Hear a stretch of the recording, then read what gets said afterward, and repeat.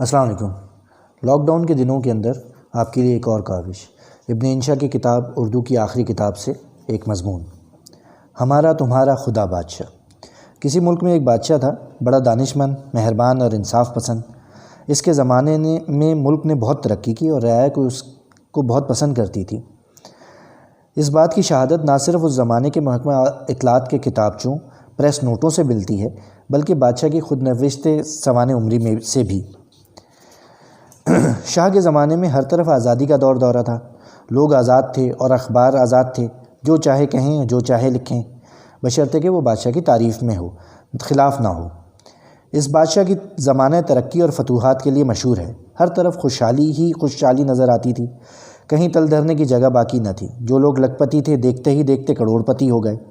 حسن انتظام ایسا تھا کہ امیر لوگ سونا اچھالتے اچھالتے ملک کے اس سرے سے اس سرے تک، بلکہ بعض اوقات بیرون ملک بھی چلے جاتے۔ کسی کی مجال نہ تھی کہ پوچھے کہ اتنا سونا کہاں سے آیا اور کہاں لے جا رہے ہو۔ روحانیت سے شغف تھا۔ کئی درویش اسے ہوائی اڈے پر لینے اور چھوڑنے جاتے تھے یا اس کی کامرانی کے لیے چلے کاٹتے تھے۔ طبیعت میں عفو و درگزر کا مادہ ازحد تھا۔